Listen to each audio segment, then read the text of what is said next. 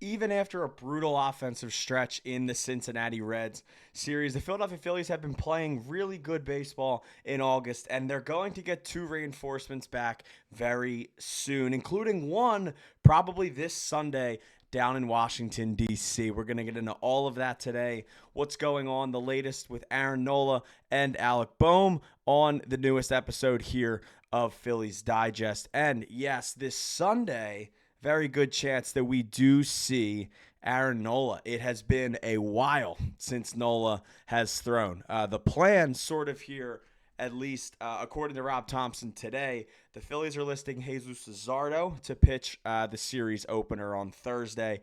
Zack Wheeler will go on Friday. Taijuan Walker will go on Saturday. And to be announced as of right now for the four-game series in Washington. But Sunday is likely to be Aaron Nola. Aaron Nola has not made a start in the majors since May 14th, where he got lit up at home by the Cardinals trying to pitch on an injury. It was the worst start of his career. He went to the IL, and he has not made a start since, meaning it'll be over 3 months since Nola pitched for this team. But he is likely to be back on Sunday, and it is a big get once again. Getting Nola back in the rotation, getting the veteran back in there. Had an awesome rehab start on Tuesday night. I thought it was the best Nola's looked, at least down in Lehigh Valley. His stuff was really, really, really good. 5.2 innings pitched, 4 hits, 2 earned runs, no walks, and 11 strikeouts. He was dominant. He actually struck out the side 3 times in his rehab start. It was absolutely incredible. It was a great outing, and it was definitely very encouraging for everybody, including Aaron Nola, because the Phillies need him. The Phillies need Nola back in their rotation. Not like this rotation is falling apart or anything, because it's not. But you're getting some of these some sort of iffy guys right now. There's not really any way around it. I think when you go down this list right now, right? Zack Wheeler, dealing with some little bit of fatigue. I'm not worried about Wheeler. If I'm being completely honest, I hope they push Wheeler's start back a little bit. But I don't know if they'll do that. Jesus Luzardo, has started to find it again recently. I thought he's been pretty good in his last few outings. He's definitely looked more comfortable out of the stretch, which is big. Obviously, Christopher Sanchez wasn't his best stuff against Cincinnati, but I think we all know what Christopher Sanchez has done this year, and he still looks healthy as ever. He looks really good. Ranger Suarez, seems like there could be a fatigue thing there. I mean, the 6.59 ERA since the All-Star break hasn't been great. Taijuan Walker is a guy that has been great. And I did want to give Taijuan Walker his flowers a little bit in this video because Taijuan Walker is a guy who, that is not Taijuan Walker, that's Alec Bohm. Taijuan Walker is a guy who everybody wanted gone at the end of last year. Everybody wanted him DFA'd in the middle of the year. Everyone wanted him DFA'd after every outing early in this season, no matter what happened.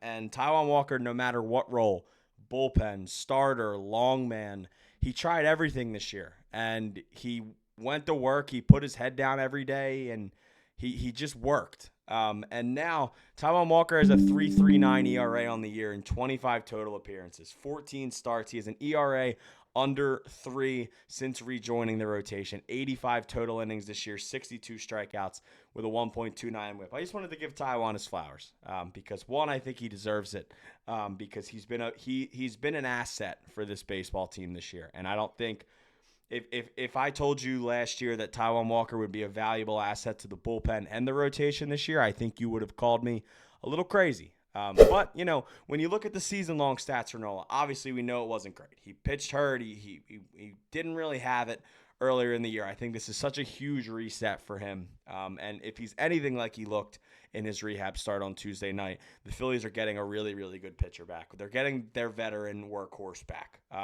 Yes, I know these aren't great. 5.04 FIP, nearly 3 walks per 9 this year. ERA plus is at 72. League average is 100. 10.7 hits per 9, 52 strikeouts to 59 hits. Not great. 11 homers allowed in 49 innings.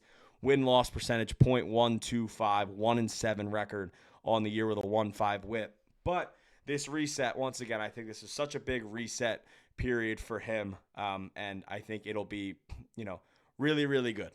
because Nola needed this, just sort of break. I think that's really what Nola needed.